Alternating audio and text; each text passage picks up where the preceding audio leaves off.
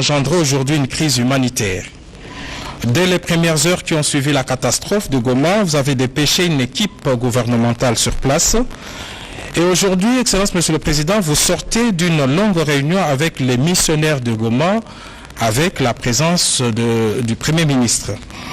Quelle est aujourd'hui votre lecture des faits et comment vous entendez résoudre cette crise 7 jours après la catastrophe? Parce que chaque minute compte. Et quelles sont les réponses du chef de l'État à la crise humanitaire? Et voilà les questions auxquelles vous allez répondre, Excellence Monsieur le Président. Et puis il vous plaira par la suite de pouvoir répondre à 2 ou 3 questions selon votre convenance. Excellence Monsieur le Président de la République, la presse vous écoute. Merci. Mesdames et messieurs de la presse, je vous salue. L'heure est grave, certes, mais pas désespérée. Je commence d'abord par exprimer toute ma compassion et ma solidarité au peuple de Goma, ces compatriotes de l'Est qui n'ont pas cessé d'être victimes de beaucoup d'exactions, parfois des groupes armés et maintenant même de la nature elle-même. Je tiens à dire ici que la situation est certes grave, mais elle est contrôlée.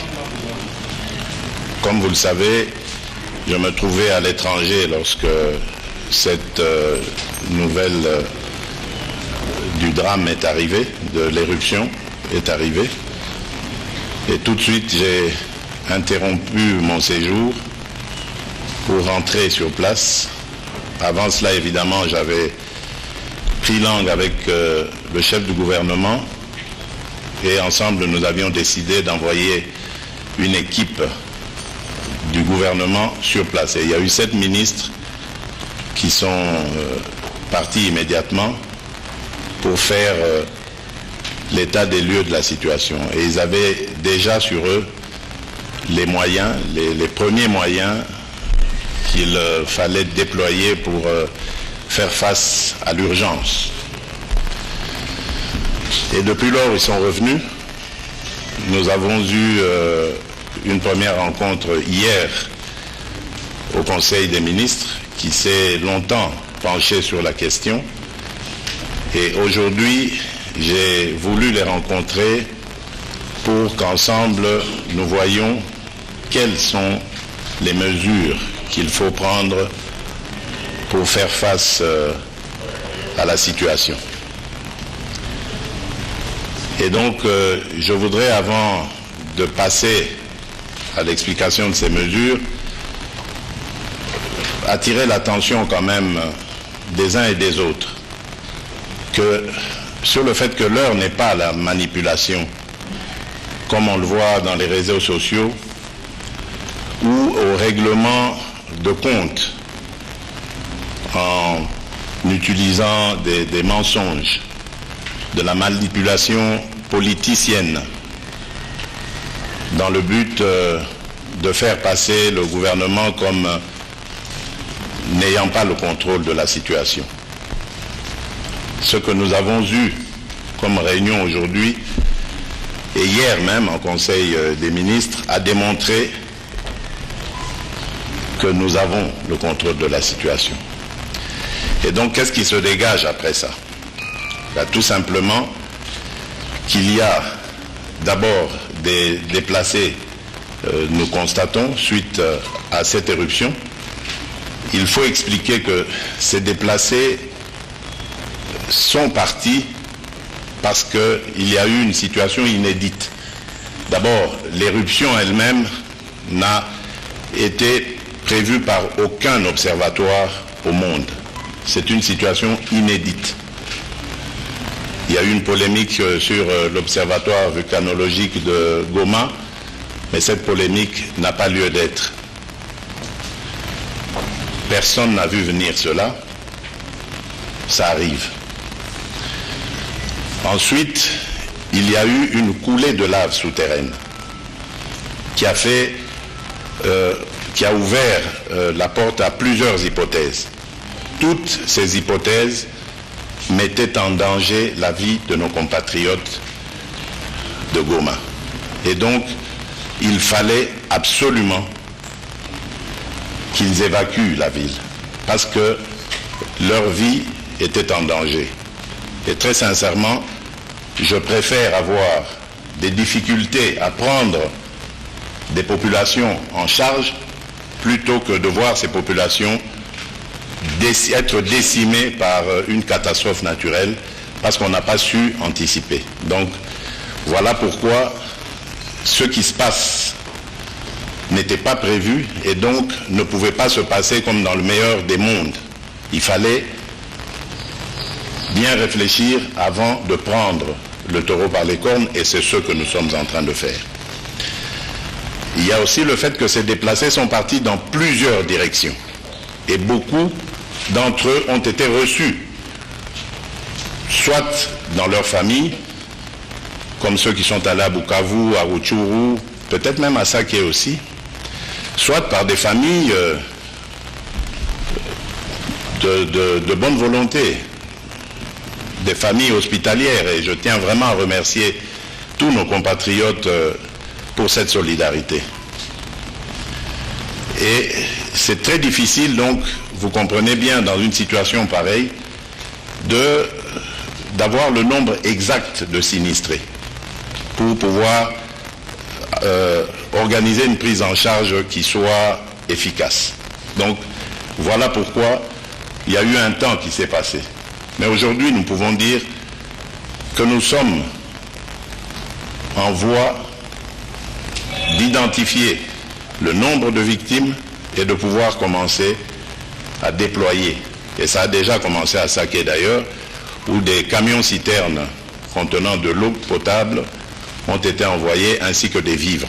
Maintenant, il faut aller sur les autres sites, Rutshuru, Kibumba, Masisi et même Bukavu, où on parle de à peu près 15 000 personnes qui sont arrivées depuis hier. Donc vous comprenez que la situation est sous contrôle, elle est certes grave, mais elle ne nous échappera pas. Ensuite, il y a la problématique du retour de ces déplacés. Et pour moi, d'ailleurs, c'est la chose la plus délicate. Parce que le jour où ils vont revenir, il y en a qui se retrouveront sans logis. Il y en a qui se retrouveront sans nourriture. Il y en a qui seront malades.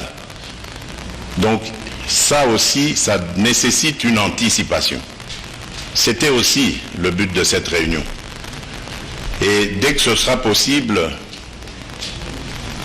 les équipes du génie militaire ainsi que d'autres organisations vont être dépêchées à Goma pour envisager, déjà anticiper sur le retour de ces déplacés. Et c'est peut-être à cette occasion-là, dès que les aéroports seront ouverts, celui de Goma, peut-être celui de Kavumu, le premier qui sera ouvert dans la région, va me permettre de me déplacer en compagnie de la Première Dame. Parce que je tiens à aller me rendre compte de visu de l'organisation de cette prise en charge de nos compatriotes, mais également de leur apporter réconfort et soutien, et de leur dire que le Congo tout entier est avec eux. Je pense aussi à l'assistance humanitaire, et là j'aimerais remercier également toutes ces organisations qui ont manifesté le désir, leur disponibilité même à venir en aide à nos populations. Et je profite ici pour lancer un appel vibrant à tous nos compatriotes de bonne volonté qui ont les moyens de les mobiliser pour permettre au gouvernement de faire face à cette situation qui était totalement imprévue. Il y a certes un budget qui va être dégagé pour faire face à cette situation, mais les dons des uns et des autres seront également les bienvenus pour venir en aide à nos compatriotes. Voilà, mesdames et messieurs de la presse, ce que je peux dire en substance.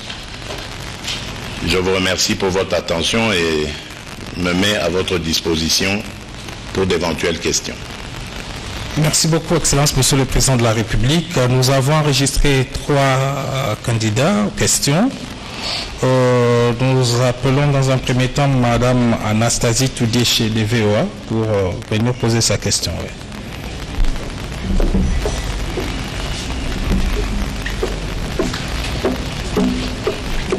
Bonsoir, Monsieur le Président. Bonsoir, madame. Nous avons tous à l'esprit ces images absolument poignantes de femmes sur les routes, marchant, qui portant des bidons d'eau, qui portant des enfants, parfois les deux. Ma question est de savoir quand ces femmes pourront être prises en charge dans des bus, dans des transports. Est-ce qu'il est prévu qu'il y ait des transports? La deuxième question que j'ai, c'est sur le budget que vous avez évoqué. Voilà une semaine maintenant que le Nyiragongo a fait couler, que la lave a coulé du Nyiragongo. A-t-on une idée chiffrée, une estimation chiffrée des dégâts que cette catastrophe naturelle a causés et du coup des besoins que le Congo a dans ce domaine? Merci. Merci. Avant toute chose, vous devez savoir, comme je l'ai dit, que la situation était totalement inattendue, imprévue. Il n'y a aucun observatoire au monde qui a su prévenir cette calamité. Et donc, nous demander de mettre déjà des véhicules à la disposition des populations qui se meuvent, c'est très très difficile. Même si sur le plan privé, il y a eu quelques personnes de bonne volonté qui sont venues en aide à une partie de la population, le gouvernement n'a pas encore l'étendue complète de la situation. Et donc c'est pour ça que nous visons les sites sur lesquels se trouvent déjà les déplacés. C'est très difficile de savoir à ce stade combien sont encore en cours de déplacement. Donc il vaut mieux assister ceux qui sont déjà sur place.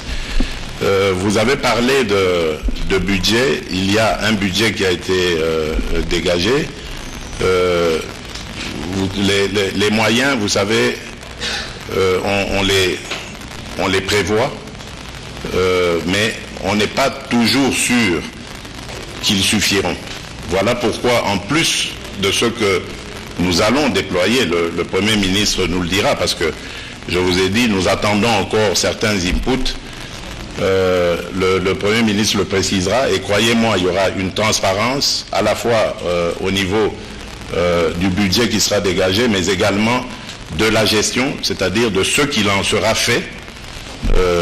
Il n'y aura pas de problème de ce côté-là.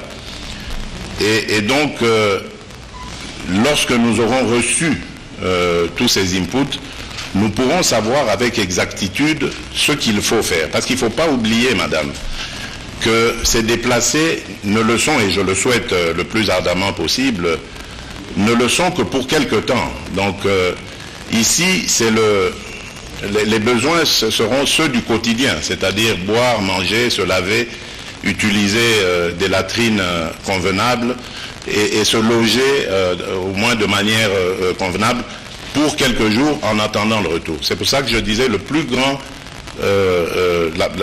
travail, toute la concentration, elle se fera à Goma même. Et là, à Goma, on nous dit qu'il y a à peu près 5000 maisons détruites.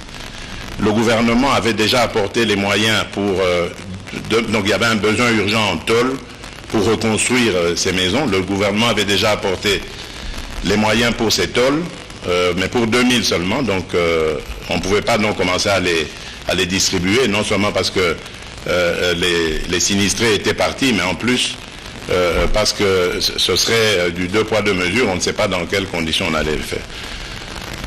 On a pris aussi en charge les malades, les handicapés qui étaient dans des hôpitaux qui étaient en zone dangereuse pour les mettre en lieu sûr. Cela demandait aussi des moyens. Donc c'est comme ça que nous sommes en train de procéder au fur et à mesure jusqu'au moment où nous aurons les besoins réels de la population. Donc voilà ce que je peux dire à ce stade avant d'en pouvoir dire davantage. Et je peux vous assurer qu'au niveau de la communication, là aussi, il y aura beaucoup de travail de fait, parce que nous nous sommes rendus compte que, pris tous dans le feu de l'action, nous avons oublié de communiquer suffisamment. J'ai vu notre ministre le faire de fort belle manière d'ailleurs, mais il faut encore le faire davantage. Et ça aussi, ce sera quelque chose de plus. Monsieur le Président, l'avant-dernière question est de Top Congo. Monsieur Walter Kouli. Bonsoir, Monsieur le Président. Vous avez dit que les populations s'étaient déplacées parce qu'il y avait un problème. On ne pouvait pas les laisser être décimées par la lave. Mais je disais que la population s'était déplacée pour raison de ne pas être décimée par la lave, au cas où elle a tenu la ville. Mais au jour d'aujourd'hui, il y a encore des gens qui reviennent vers Goma parce qu'elles refusent de crever de faim là où elles ont trouvé refuge. Qu'est-ce qui est fait pour que ceux qui rentrent en ville soient pris en charge ou soient réorientés vers d'autres milieux afin d'être mis à l'abri de ce danger? Non, mais je les déconseille vivement. En tout cas, je ne sais pas quelles informations vous avez, vous, mais nous, à ce stade, nous n'avons pas encore d'éléments démontrant que les gens sont rentrés dans Goma. Il y a eu un mouvement, mais on les a dissuadés. Je continue à le dire ici, je préfère les déconseiller à ce stade de le faire, parce que nous ne sommes pas encore certains, et ce sont les scientifiques qui vont nous donner les gages, et ça devrait être 100% de garantie. Donc même s'il reste 1% d'incertitude, je ne souhaiterais pas que les populations reviennent sur Goma. On ne sait pas ce qui peut se passer. Il y a à côté de là un lac qui contient beaucoup de gaz, des masses et des masses de gaz. Et si ce lac est en contact avec les laves, vous vous imaginez ce que ça peut faire comme dégâts.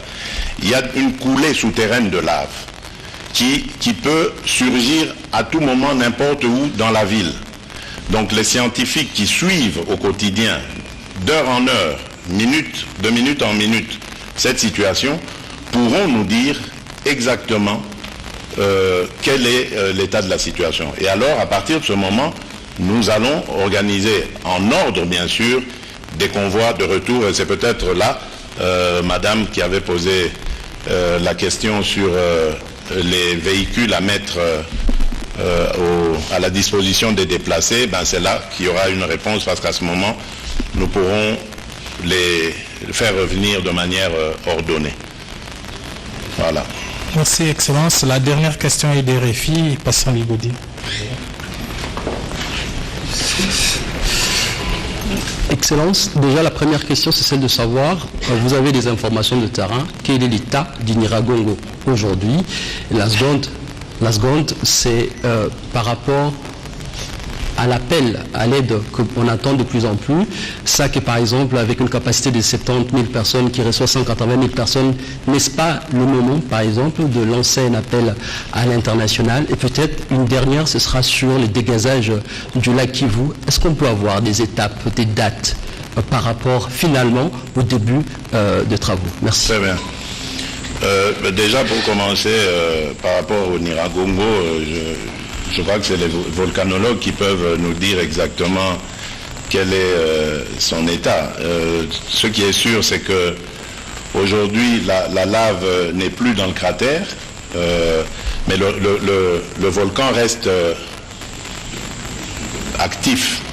Donc il faut quand même rester méfiant, et c'est pour ça d'ailleurs qu'écoutant les scientifiques, nous ne voulons pas précipiter les choses en faisant revenir les populations, sinon nous allons de nouveau nous retrouver dans une catastrophe d'une autre dimension qui serait à mon sens alors là beaucoup plus grave. Ici, nous avons un problème de déplacés. C'est vrai que c'est désagréable pour ces personnes qui ont dû quitter brutalement leur domicile, mais au moins ça nous soulage de les avoir en vie. Donc les faire revenir dans une situation encore trouble, encore indécise, imprécise, ce serait très dangereux. Alors vous demandez aussi quelle était la deuxième question par rapport à... L'appel à l'aide internationale. L'appel à l'aide internationale. Mais je crois que j'ai parlé des humanitaires qui demandent absolument avoir les autorisations pour débarquer à Goma, mais le problème c'est que ces aéroports sont inopérationnels. Donc c'est le cas aussi pour moi. J'aurais dû déjà être là-bas, mais à cause du fait qu'aucun aéroport de la région ne peut être utilisé pour le moment, nous attendons le go de l'autorité de l'aviation civile pour pouvoir nous déplacer. Et enfin, vous avez évoqué le dégazage. Effectivement, il y a une firme qui s'est présentée pour signer le contrat avec le gouvernement afin de commencer ces opérations. Les études sont déjà là, elles sont faites par l'OVG, donc elle n'aura pas à faire d'études supplémentaires pour savoir ce qu'il en est. Elle peut commencer le travail hic et nunc. Donc c'est pour vous dire que de ce côté-là aussi, je crois que nous sommes en voie de régler cette question et de pouvoir davantage renforcer la sécurité de nos compatriotes de Goma. Excellence, Monsieur le Président de la République, au nom de la presse congolaise, nous vous remercions pour l'honneur que vous lui avez fait.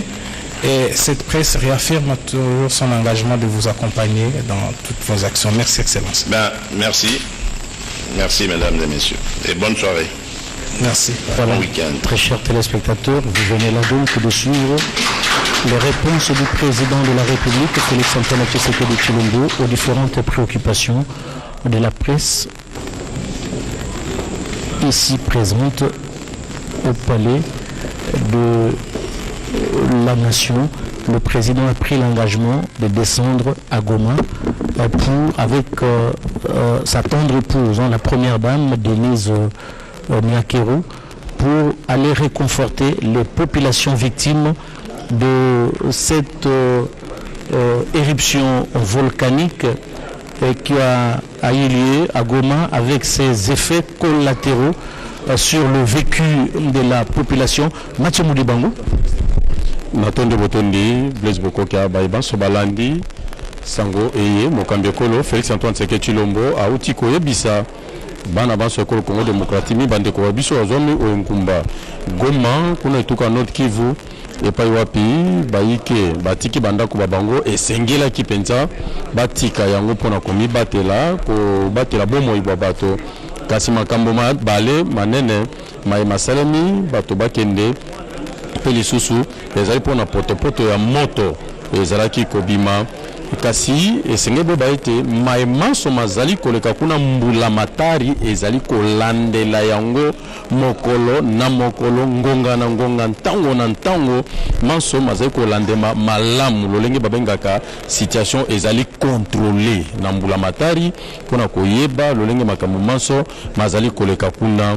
Bongo Mokambekolo atalisi ete ezali solo mpasi na likambolie likomeli bandeko babiso kuna kasi azali kokabola mpasi ena pe mawa elongo na bango na kotalisi ete azali na bango elongo pona nini te akobutwa kuna pona koyeba kokabola mpasi eye na bango pene na mandako nkoto itano bebi na kati ya likamali elisaimaki ezali likamali elilengemaki te ezali catastrophe naturelle likamali libongisa makite eye kaka mbala kaka yango esaliki ete mwa makambo make pe biloko biike bibeba kasi na maso mbulamatari na nzela ba ministre Sambo baye na sima koyoka melango Félix Antoine Tshisekedi Tshilombo ona zaki mobembo wa mosala kataki mobembo moye na bozongi au kati mwa mokonzi Kinshasa pe osima ya bokabol masolo na ministre mokonzi Jean-Michel Samalukonde ndeli mpinga ya baimbulamatari bazalaki Sambo babutaki kuna pona kolandela pe pona kotala omiso koma pe isalisi na bande ko babiso baye bazwami kuna maso maleki malamu penza bozongi babango bapesaki lapolo epai na mokambi ekolo yango eseletelo Félix Antoine Tshisekedi Tshilombo apesa sango eye polele poyo nzela radio télévision so congolaise na beba so bazwami o matuma so pona kolandela yango pe koyeba lolinge kani makamasi mazai kosalema kino sika libanda ya mpepo ya Goma lizali nano ya bokangi kolandema boningani bo mabele po bosalemaki kasi soko maimanso masili ekozala malamu babo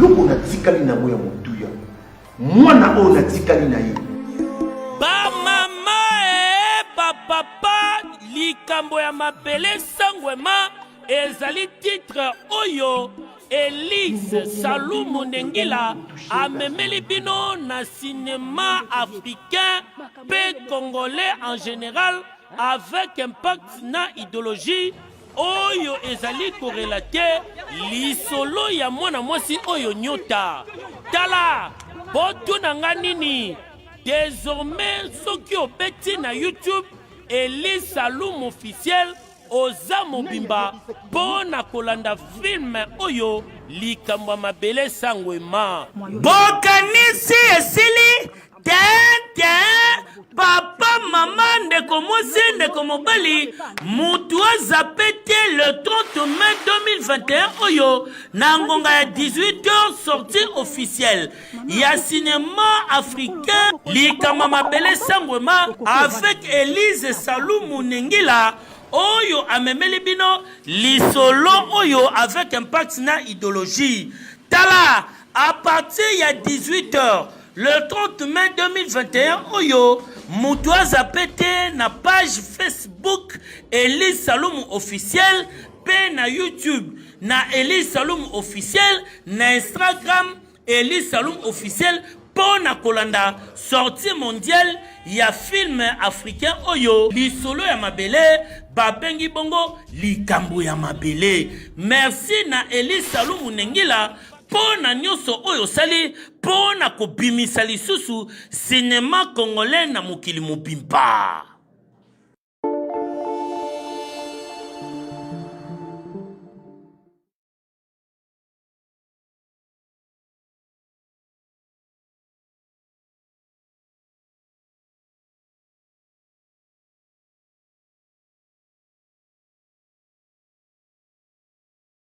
Ici au niveau de la rotonde pour répondre à quelques préoccupations de la presse. Mais nous retenons que la situation est grave, il l'a reconnu, mais il ne faut pas alarmer les choses. Le gouvernement a pris à bras le corps cette situation. C'est la raison pour laquelle il avait dépêché une délégation au niveau de la province du Nord Kivu. La délégation est rentrée, elle s'est entretenue aujourd'hui avec le président. Le président a répondu à quelques questions avec une ferme détermination de se rendre sur place à Goma, accompagné de sa tendre épouse, Madame Denise Nyakero, certainement, pour réconforter la population sinistrée, population victime de cette éruption de triste mémoire.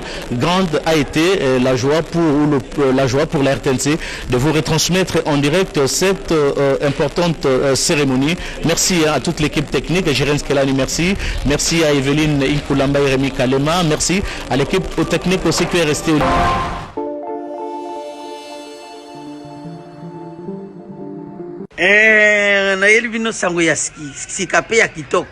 Abonnez-vous massivement, abonnons-nous massivement na Tchof TV. Abonnez-vous massivement na Tchof.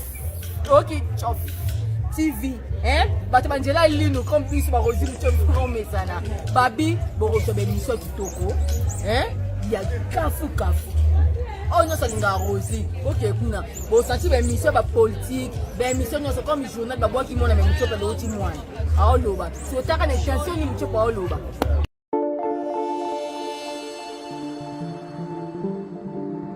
Chaîne moko place beaucoup bana kuzwa ba actualité buja kuzwa na page bozo kuta na chaîne ya YouTube ya Chof TV ba fanatique balinga ka papa maswaku baka kaka diboko wange kwenda bula Chof TV palesi ba mesonika s'abonner ngeme dobika okomi bana moko abonner okomi kuzwa biloko na biso na YouTube okomi kutala yango na page opon page to tia kaka mwa mukie pona kuzwa lengi bokende kutala yango na YouTube Chof TV.